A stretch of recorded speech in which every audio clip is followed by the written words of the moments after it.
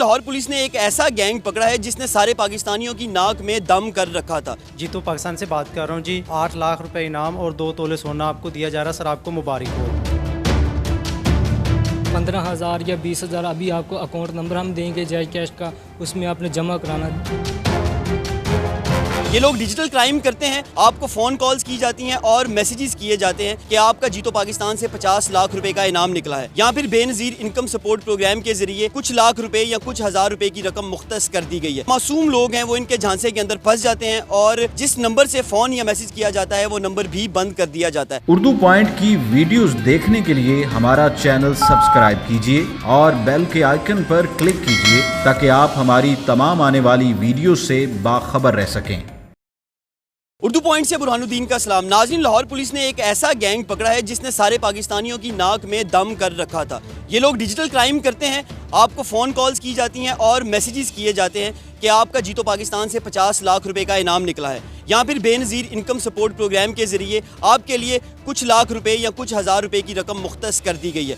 तरीक़ा वारदात बहुत दिलचस्प और बहुत आम है। हर पाकिस्तानी इस वारदात से या तो शिकार बना है या बाल बाल बचा है। आपको कहा जाता है कि इनाम निकला है, लिहाजा आप लोग एक मखसूस रकम का जो टैक्स है वो अदा करें और उसके बाद ये इनाम आप तक पहुँचा दिया जाएगा। जो लोग लालच करते हैं या मासूम लोग हैं वो इनके झांसे के अंदर फंस जाते हैं और मुख्तलिफ इलाकों के अंदर बहुत बड़ी तादाद में लोगों ने एक कसीर रकम इन लोगों को जमा भी करवाई और जिसके बाद जिस नंबर से फ़ोन या मैसेज किया जाता है वो नंबर भी बंद कर दिया जाता है। आज मैं आपको बताऊंगा कि ये लोग किस तरीके के साथ वारदात करते हैं, कितने पैसे हड़प कर चुके हैं और ख़ास कर जो सबसे अहम बात है कि ऐसे फ्रॉड से, ऐसे नौसरबाजों से बचने का तरीक़ाकार क्या होगा। क्या नाम है तुम्हारा?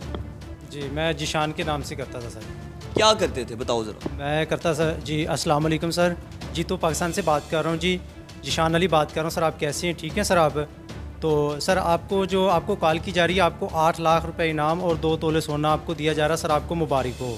जी तो पाकिस्तान की जानब से सर आपको ऐसा करना पड़ेगा, इस नंबर पे आपको ना भी सर आपको जो इनाम हासिल करने के लिए आपको टैक्स जमा करवाना पड़ेगा। जो जी तो पाकिस्तान की तरफ से जो 8 लाख 2 तोले सोना दिया जा रहा है, आपको टैक्स जो आ रहा है ना, वो कह रहे थे ना सर कितना टैक्स आ रहा है, हम कहते थे सर कि आपको 14,000 या 15,000 रुपये का सर आपको टैक्स आ रहा है, वो आपने जमा करवाना है। तो वो सर पूछते थे भी कैसे आपने जमा करवाना, हमने करवाना जमा।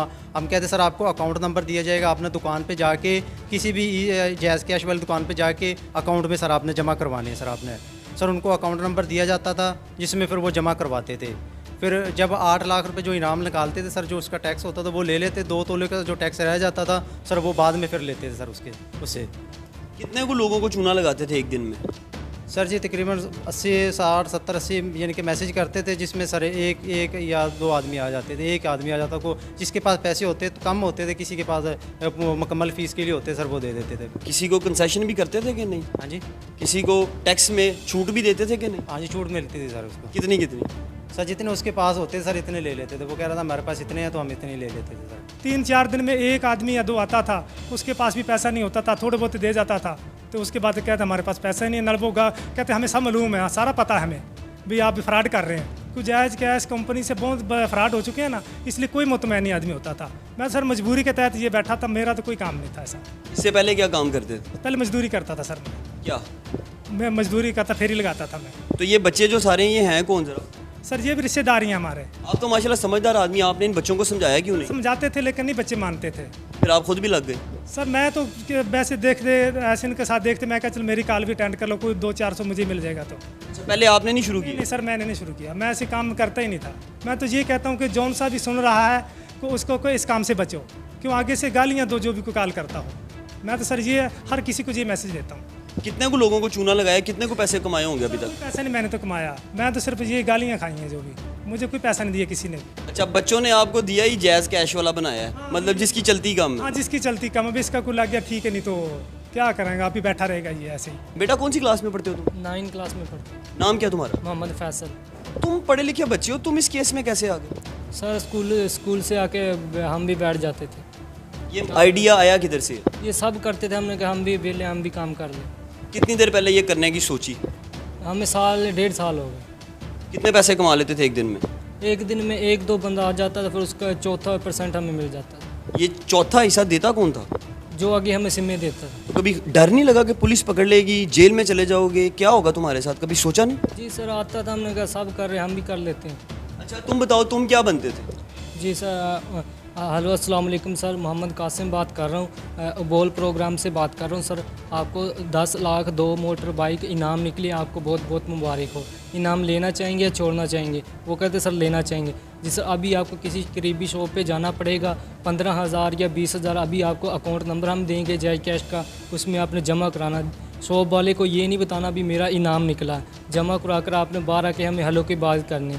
फिर हम उसको कह देते सर घर चले जाएं, वो घर जाता है, फिर हम कहते आपको एक और टैक्स सारा वो भी अभी आपको जमा कराना पड़ेगा। वो कहते थे सर हमारे पास है नहीं, फिर वो कहते हम कहते जितने इतने जमा करा दें, जितने होते थे सर वो जमा करा देते। जब जमा हो गए, अगले के पास पैसे ख़त्म हो गए, उसके बाद क्या करते थे? जी सर फिर हम आगे फिर कॉल ट्रांसफ़र कर देते थे। वो वाली जो सिम थी वो बंद कब की? वो आप ही बंद हो जाती थी सर। एक दफ़ा धोखा दिया, फ्रॉड किया और सिम बंद?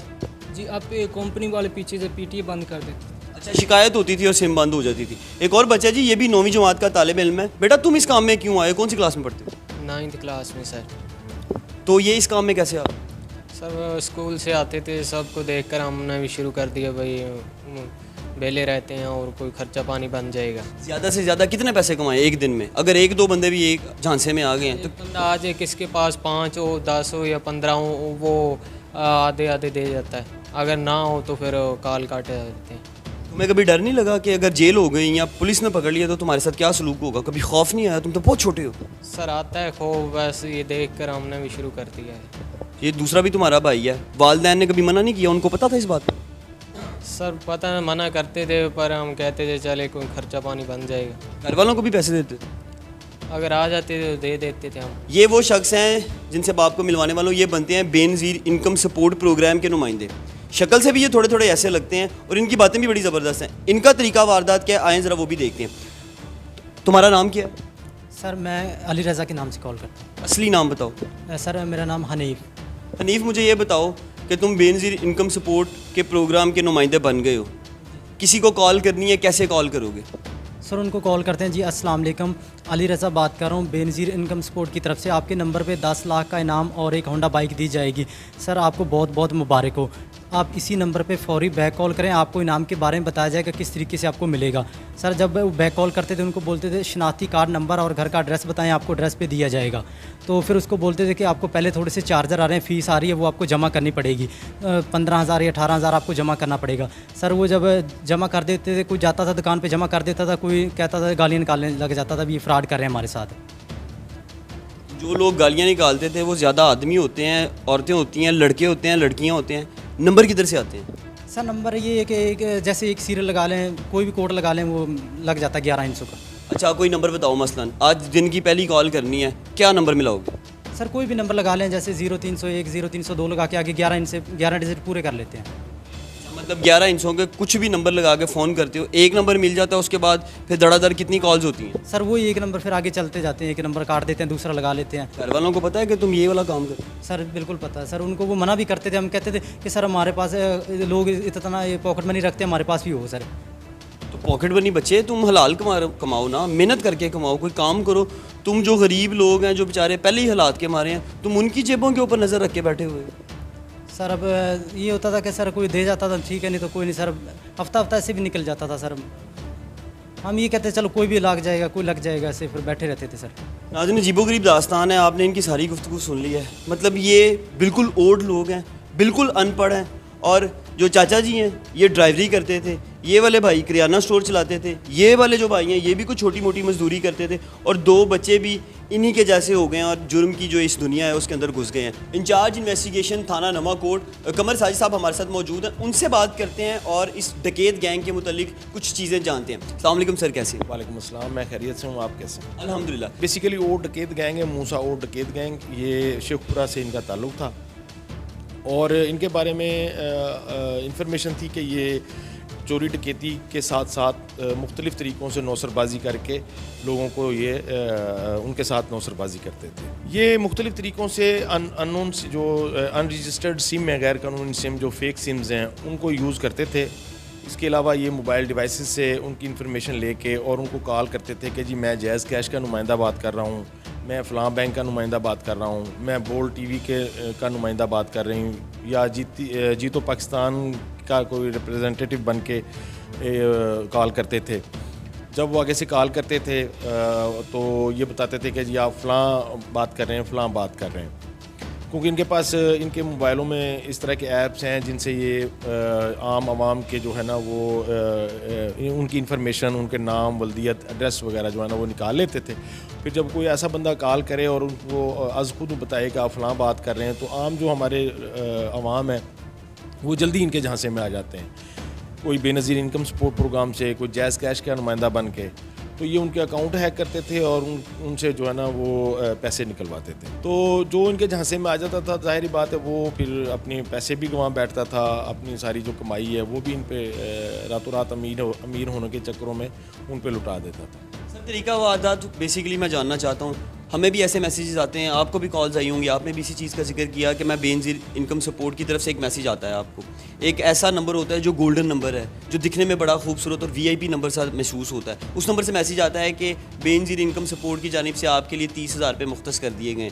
कोई ख़ास अकाउंट दिया जाता है कि इसमें इतने पैसे डाले जाएँ तो आपको ये ट्रांसफ़र कर दिए जाएंगे, या फ़लाँ नंबर के ऊपर कॉल की जाए, या कोई कोड भेजा जाता था? ये कोई एक गैंग नहीं है या एक टीम नहीं है, इसमें मुख्तलिफ गैंग्स हैं, मुख्तलिफ उनके फंक्शंस हैं।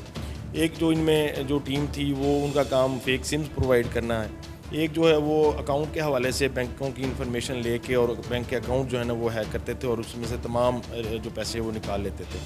तो इस तरह ये ऑर्गेनाइज्ड काफ़ी, इसमें इसके काफ़ी अरकान हैं, कुछ पकड़े गए हैं, कुछ के बारे में इंशाल्लाह वर्क हो रहा है। तो ये मैं आपको बता दूं कि ये पहली दफ़ा पकड़े गए हैं, इससे पहले जो है इनको ये कानून की गिरफ्त में नहीं आए।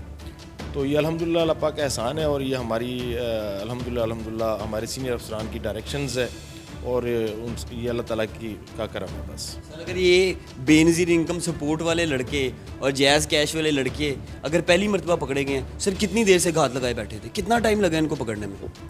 ये हमारे पास इंफॉर्मेशन थी तो अल्हम्दुलिल्लाह उस पर हमने भरपूर वर्क किया।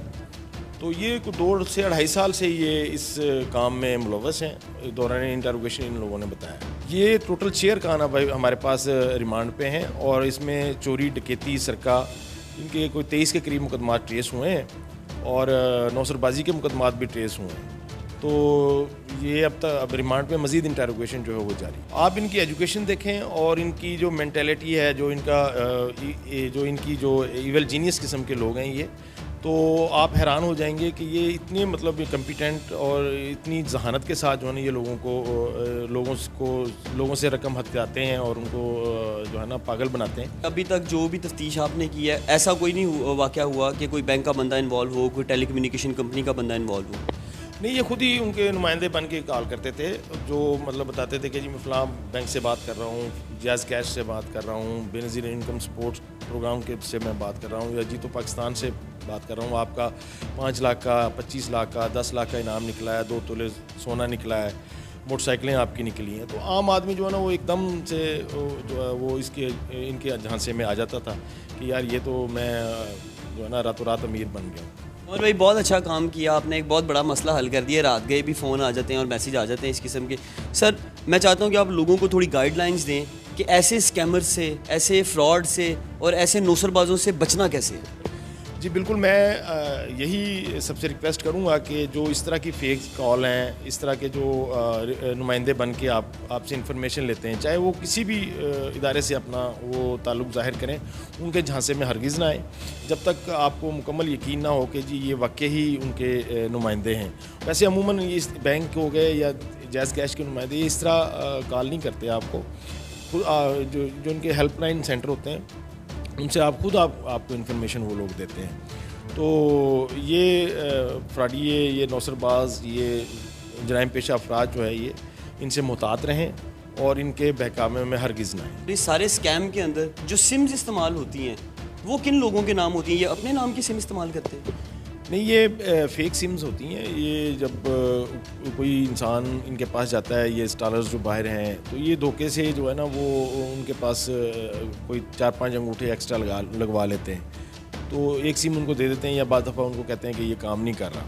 लेकिन वो उनका अपना मकसद पूरा हो जाता है। तो इसमें आप देखें कि जो फेक सिम्स हैं वो आलमोस्ट हर क्राइम में इस्तेमाल हो रही हैं। दहशतगर्दी से लेके चोरी, डकैती, अगवा बराए तावान, मर्डर, जितने भी ऑफेंस हो रहे हैं या क्राइम हो रहे हैं उनमें ये फेक सिम्स का बहुत ज़्यादा अमल दखल है।